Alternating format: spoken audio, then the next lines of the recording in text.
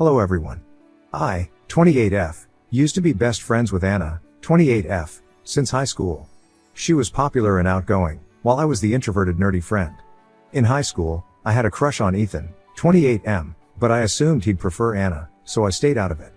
They started dating, and I supported her with reluctance because of their toxic, on and off relationship. Over time, I grew to dislike Ethan because he was rude and mean. They broke up when we were 21, but got back together with him a year later and eventually got engaged at 23. 3 months before the wedding, Ethan drunkenly called me, asking why I rejected him. I dismissed him and said he was drunk and ended the call. The very next day, I was kicked out of group chats and ghosted by everyone else in our friend circle. When I texted my friends to ask what happened, they gave me the silent treatment. When I reached out to Anna, I found myself blocked. Desperate, I even tried calling Ethan, but my number was blocked too. I had no idea what I'd done wrong and I wished anyone would tell me. That week was hell. Anna's silence hurt the most because, at the time, she meant everything to me. I barely slept, battling panic attacks at night while trying to keep it together for class during the day. If not for my supportive roommates who helped me through my panic attacks, I don't know how I would have made it through. Anna and I attended the same local university but took different courses. I waited for her outside her class. When she came out with her friends, I pulled her aside and asked what was going on. She accused me of being a fake friend who tried to steal Ethan. I denied her accusation and asked for proof, but she went silent and left. They didn't unfriend me on Facebook, but kept posting about their hangouts and the bridal shower, along with indirect jabs at me. I eventually deleted my old account, and changed my number. I slowly rebuilt my self-esteem and moved on. I recently created a new Facebook account. A few days ago, I was added to a group chat for our upcoming reunion, which I had no idea about. They greeted me, calling me class president as if they hadn't shunned me 6 years ago. I left the group, but they messaging me. Anna kept calling, so I finally picked up out of annoyance. She told me that she was sorry for everything and wished for me to come to the class reunion party. The party didn't seem to be complete without the class president every year. She told me that she divorced Ethan after 2 years of marriage. She tried to reach out to me but couldn't find any of my socials or contact info after we graduated. I asked her why she was telling me all this when she was not important to me anymore. She cried. I ended the call and continued ignoring their messages on Messenger. My family says forgiveness is for my own peace and that it doesn't mean forgetting. But I don't feel anything anymore, only indifference. I don't owe them anything to ease their guilt. So, Ida? Update, November 21, 2024. Hey guys. Some people from my previous post suggested that I reach out to Ethan. However, before I could do so, he reached out to me first. Yesterday, I received a friend request from him, along with a message saying hi in my messenger. So, we talked. He invited me for a coffee this weekend so we can talk about it. I told him to not push his luck and just answer me. I asked him about his call that night. Since most boys were too intimidated to approach me, they often asked Anna to convey their feelings to me. Ethan was one of them. Apparently, a lot of boys had a crush on me back then. But at the time, only Anna received open confessions, so I assumed I was undesirable, not that it mattered to me. I was foolishly infatuated with Anna, so much so that I would have rolled out a red carpet for her to walk on if I could. She was my entire world back then. Not even once have I ever heard about any boys in high school liking me from Anna. Apparently, Anna would always came back to them with her apologetic face, telling them that I had rejected them and repeating the insults I had supposedly said about them. No wonder some people back in high school called me arrogant and disliked me for some reason. I just thought it was because I was a strict class president and student committee member. Unlike Anna, who was friendly and charming, I was strict, sharp-tongued, and rarely smile. I don't owe anyone a smile. Ethan explained that he was mean to me back then because Anna told him I had said he was an orphan abandoned by his parents. This was a particularly sensitive topic for him, as he had been raised by his grandparents since childhood. He later discovered the truth when Anna inadvertently admitted it during an argument. That moment led him to file for divorce. Ethan shared that he genuinely did love Anna, but her constant insecurity and habit of bringing up my name in every argument strained their relationship. She either accused Ethan of still thinking about me or compared him to me. Anna did found out about Ethan's drunken call that very same night. They had an argument, and Ethan came close to calling off the wedding, but Anna guilt-tripped him into staying. Neither Ethan nor Anna lied or twisted the story. Anna simply told our entire friend group to stop talking to me. They knew I hadn't done anything wrong, but somehow, it was still my fault that Ethan had unresolved feelings towards me. I was, and still am, an introvert, and most of my friends back then were hers. It wasn't surprising that they followed her lead when she turned against me. They were always her friends, not mine. Anna and my ex-classmates then painted me as a villain to the other friends from high school. Ethan didn't do anything to help me because he was manipulated to hate me, his words not mine. That's why I changed my number and deleted all my social media accounts. While no one directly bombarded me with mean messages, I constantly saw posts that seemed to be aimed at me, even though my name was never mentioned. Ethan only revealed everything to the other friends after his divorce with Anna was finalized. Now, Anna and my ex-classmates are the ones being shunned by the others since 2 years ago. Ethan said he owed me an apology, though he knew it wouldn't be enough after everything that happened. While he never smeared my name, he stood on the sidelines and did nothing simply because I rejected him and called him an abandoned orphan during high school. He asked me if I will be going to the upcoming reunion party. Turns out the reunion party this time was for the 1995 high school batch. My ex-classmates probably wanted their former class president to attend for appearances. I told him I won't go. He said I can sit with him and his ex-classmates if I wanted to. Why would I? Brother ugh. I told him I wouldn't be attending because I have no friends from high school. He mentioned that the others would be sad if they heard I said that. Well, screw them. I received a lot more messages from old friends but I didn't respond to any of them. I have no attachment towards them. I told Anna that Ethan already told me everything. She called me on Messenger again, sobbing. She admitted she might have been a terrible friend, but that she did care about me. All those years, I was always on her mind. I was too attached to her back then because she was my first real friend, as I had no friends in middle school. I was too shy and quiet so I couldn't make friends. Anna taught me how to make friends and overcome my social anxiety, and introduce a lot of people to me. I learned to cook for her and took care of her when she was sick. I even protected her from creeps. Everything I did was for her. Now that I think about it, it was kind of unhealthy. Maybe she wanted me to be that version of myself again, only for her convenience. She begged me to try again. That she would be a better person for me. But I just ended the call and blocked her. After a few minutes of contemplating, I decided to delete my Facebook account again. I have a feeling that if I didn't, they will keep on bothering me. I'll settle with a fake account. The main reason why I made my Facebook account is to play Harvest Town anyway. Sorry for the long post. This will be my one and only update. I want to thank the 4 people who personally messaged me on Reddit. Your messages meant a lot, as not many people have done so much for me in my life. I hope my update answered your questions. Farewell. Additional information from Oop on clarifying her timeline. English is not my first language. We were born in 1995. What I meant was reunion for year 1995 students' comments where Op has replied, commenter 1, cause, perhaps, in a way she was. For all we know she liked Op romantically, and simply never admitted those feelings, perhaps even to herself, cause even if it isn't strange for a mean girl to lie about the interest a boy she likes has for her friend, it is odd to do it to all love interests Op had. How do I know? I'm a bisexual woman, admitting to myself that I liked other girls as a teenager, wasn't easy. Oop, do you really think so? I thought it was normal between female best friends to hold hands and sleep together.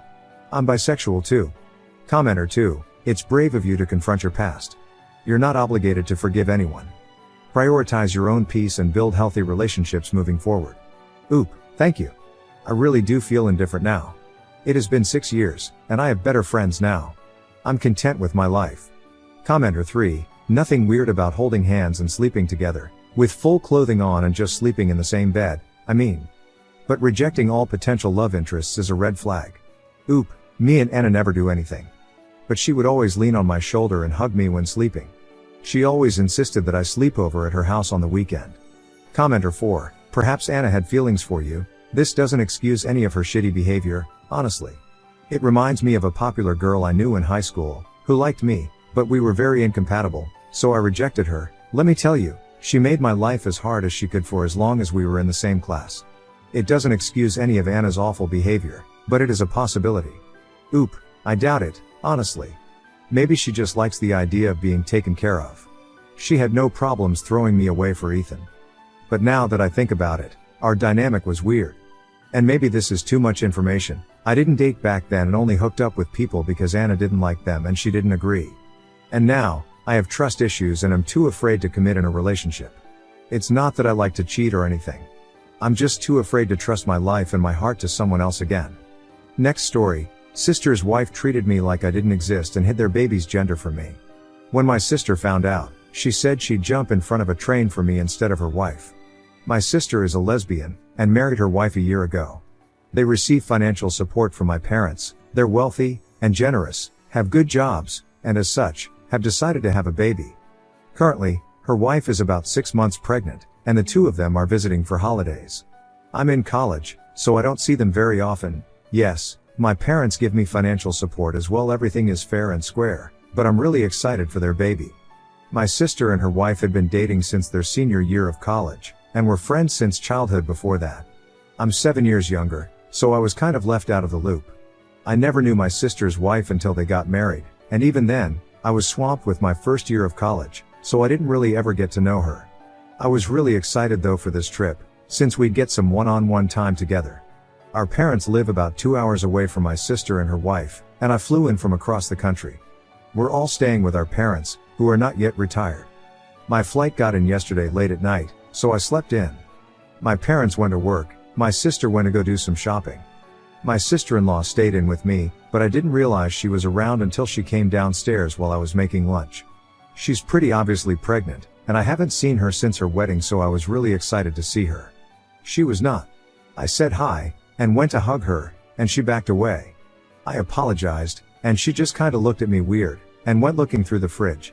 I tried to make small talk with her, so I asked when she was due.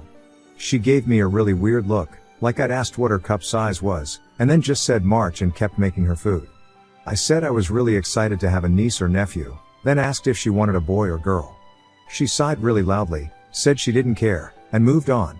My sister had mentioned that her wife had PTSD due to a previous pregnancy, so I worried that might have been it. I tried to shift the subject, and asked how her work was. She set her knife down really loudly, stared at me for 30 seconds, then said fine and went into the dining room without saying anything else. Throughout the day, I kept just trying to interact with her. Offered to get her a drink while I was in the room, she just muttered no, asked what she was watching, you wouldn't know it, it was The Simpsons, said I was really glad she was spending the holidays with us, a very begrudging yeah. Really, I thought this must just be how she is. Then, my parents and sister came home, and she was super cheery and nice to them.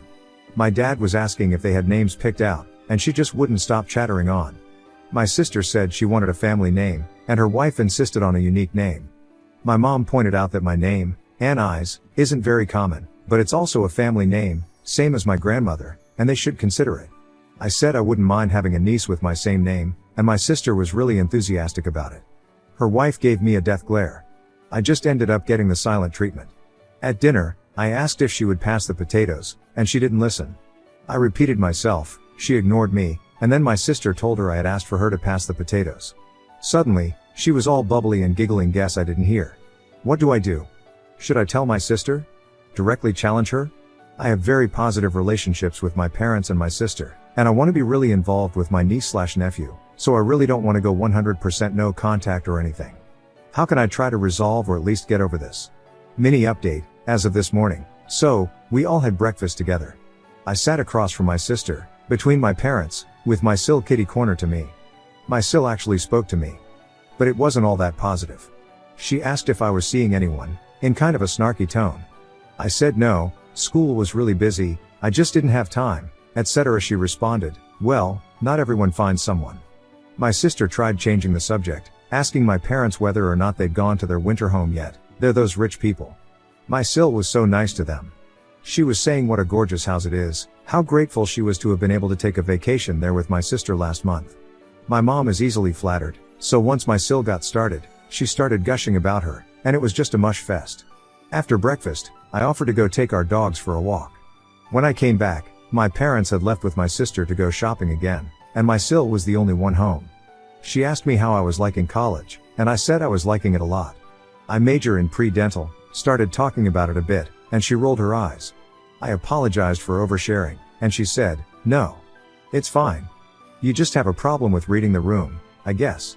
Then, she walked away. When my sister comes home, I'm definitely going to tell her about it.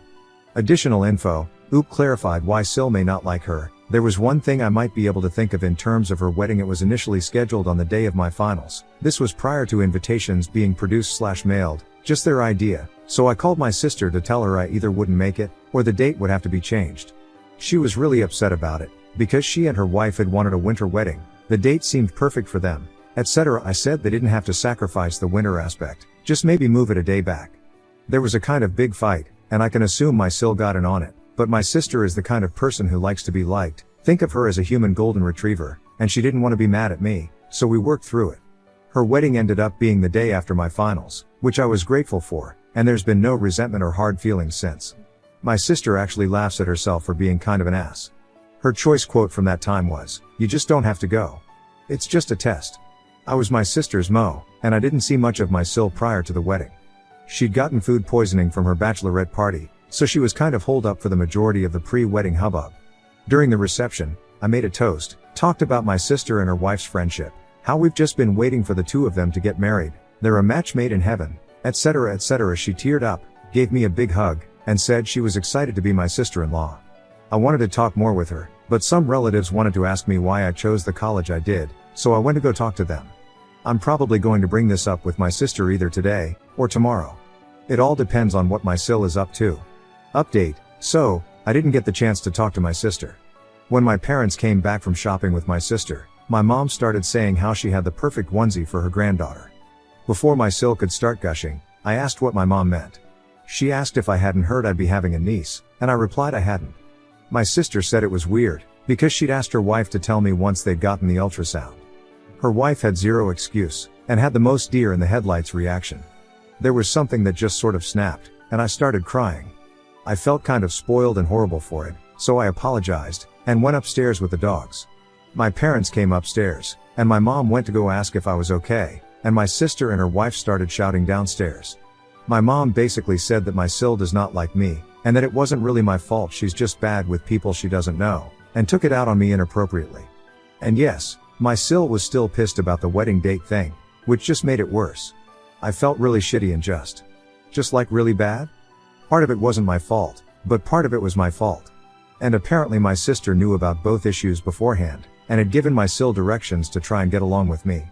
They were still shouting downstairs, and I was kind of bordering on a meltdown, so I asked my mom if we could take the dogs for another walk. We went out the back, and when we came home, my sister had left the house to cool down, and her wife was upstairs. I spent most of the rest of the day downstairs, until my sister came home. She had obviously been crying, and was in a bad mood. My mom took her into the kitchen to try and calm her down, so I kept sitting in the living room. I felt like a bratty little kid again. I genuinely felt like I'd fucked up my sister's marriage and probably ruined our relationship in the process too. Everything just felt awful, and when my sister came out of the kitchen, she didn't even look at me, just went storming back upstairs.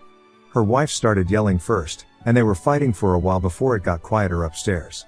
My mom, dad, and I went out for dinner, and when we came home, my sil was waiting for us. My sil apologized to me, saying she had been petty and rude, and that the wedding date thing had been a non-issue.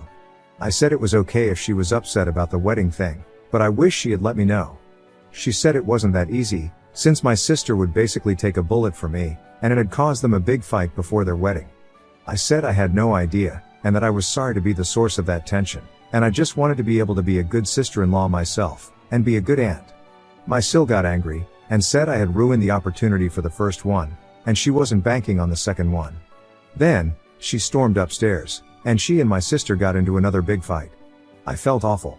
The bad feelings manifested physically, and I spent most of the night throwing up while my sister and her wife fought. My mom was really kind to stay up with me, and my dad tried to get my sister and her wife to get off each other's backs. I specifically heard my sil shouting, "Who would you jump in front of a train for? Me, or her?" And my sister responded, without missing a beat, "My sister, no questions asked."